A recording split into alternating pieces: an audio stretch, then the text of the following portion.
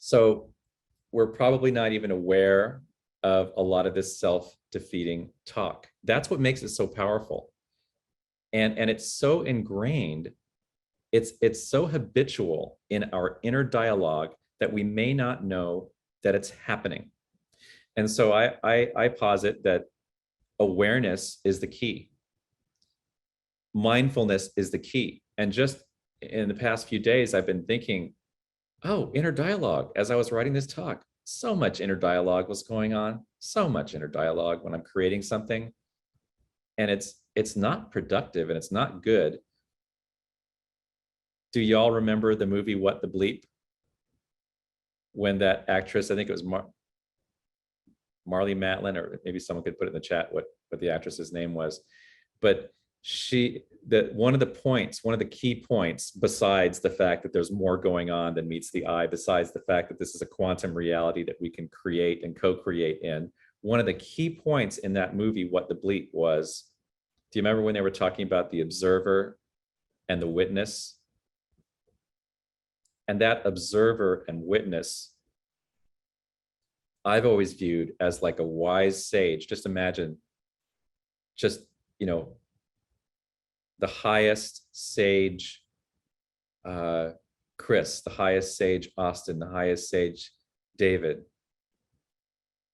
just standing behind you. Just say your name. The highest sage of you is standing behind you and is your guide and has nothing but the highest and best interest for you in mind, is never going to let you down, is always there for you. And that highest sage, wise being is really as David Alt said on Wednesday night, is the I of the I am. It's the divine self that is never forgetting who you really are, never forgetting who you really are. So that's what this observer, now take it out of the theoretical a little bit, just us observing our thoughts and stopping for a moment in our conversations is that wise sage self saying to the habitual inner voice, that's not the authentic me. So one important tool in this observer witness thing came from Elisa Bloom Robinson, who said, when you think a thought, stop. And if it's a negative thought, say, wait a minute, what? Stop and reconsider that thought and notice it. Was it expansive? Was it helpful? Or was it detrimental to your soul? And if it's detrimental to your soul, go back and erase and say, instead, what would I say to myself?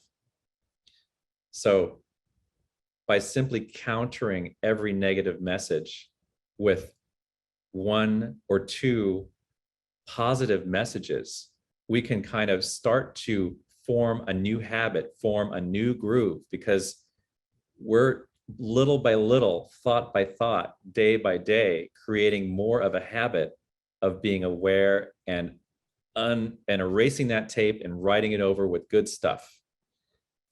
And it's important. This is such important life work that is continual life work. You might say, oh, listen to yourself. Is that the real you, David? David, your intention is good, so how could you go wrong? Or switch to affirmations that are compassionate, such as, I can do this. I've got this.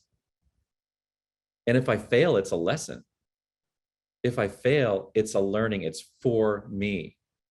So I'm going to bring my unique gifts to this situation, my unique inherent gifts that I have that no one else has, unique inherent gifts. And I'm going to bring them to this situation because that's what I am here for. That's why I chose to be here on this planet, in this crazy time, in this crazy place with these wonderful people. That's why I'm here. They need me.